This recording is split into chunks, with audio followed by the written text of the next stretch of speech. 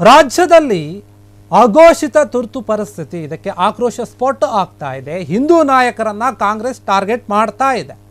ಮೊನ್ನೆ ಪುನೀತ್, ನಿನ್ನೆ ವಿಕ್ರಮ್, ನಾಳೆ ಯಾರು ಅರೆಸ್ಟ್ ಆಗ್ತಾರೆ ಎನ್ನುವಂತಹ ಪ್ರಶ್ನೆ ಮೂಡ್ತಾ ಇದೆ.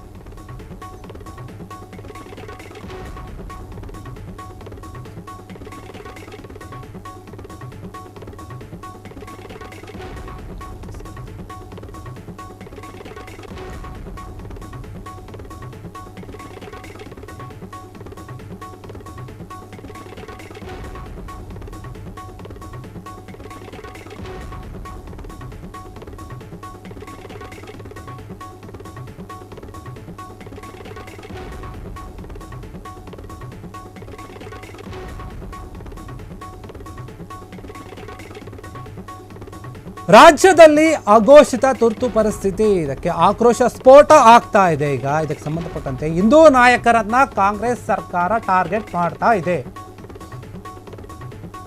ಮೊನ್ನೆ ಪುನೀತ್, ನಿನ್ನೆ ವಿಕ್ರಮ್, ನಾಳೆ ಯಾರ ಅರೆಸ್ಟ್? ಸಿದ್ದು ಸರ್ಕಾರದ ವಿರುದ್ಧ ಕಿಡಿಕಾರಿದ Vasanth Giliyar. Post card editor ಬಂಧನದ ಬೆನ್ನಲ್ಲೇ ಆಕ್ರೋಶ ಸ್ಫೋಟ ಆಗಿದೆ. ಕೆರೆಹಳ್ಳಿ ಹೆಗಡೆ ಬಿಡುಗಡೆ ಮಾಡುವಂತೆ ಹಿಂದೂ ನೆಟ್ಟಿಗರ ಬೇಡಿಕೆ. ಮಹೇಶ್ ಪುನೀತ್ ರಕ್ಷಣೆಗಾಗಿ ಹಿಂದುತ್ವವಾದಿಗಳ ತುರ್ತು ಸಭೆ ಕೂಡ ಆಗ್ತಾ ಇದೆ ಅಂತ.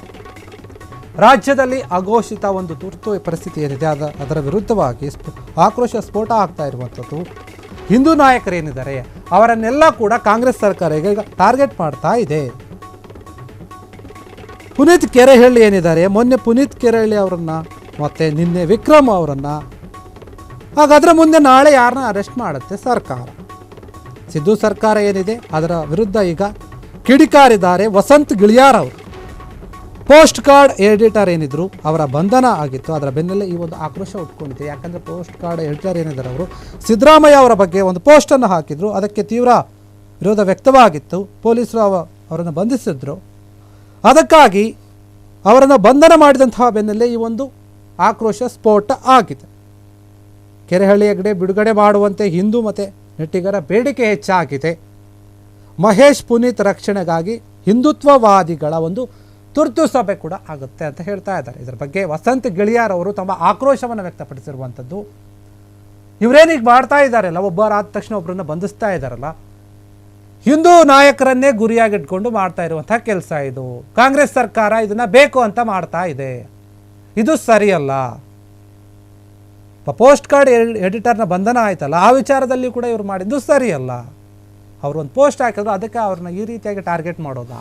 ಹಿಂದೂ ನಾಯಕನನ್ನು ನೀವು ಇಷ್ಟೊಂದು ಟಾರ್ಗೆಟ್ ಮಾಡ್ತೀರಾ ಅನ್ನೋ ಲೆಕ್ಕಾಚಾರದಲ್ಲಿ ವಸಂತ್ ಗಿಳಿಯಾರ್ ಅವರು ತಮ್ಮ ಆಕ್ರೋಶವನ್ನು ಹೊರಹಾಕಿರುವಂಥದ್ದು ಸರ್ಕಾರದ ವಿರುದ್ಧ. ಸಿದ್ದು ಸರ್ಕಾರ ಏನಿದೆ ಅವ್ರು ಮಾಡ್ತಿರುವಂತಹ ಒಂದು ಕೆಲಸ ಸರಿಯಲ್ಲ ಅಂತ ಅವರ ಒಂದು ಮಾತನ್ನು ಹೇಳಿರುವಂಥದ್ದು.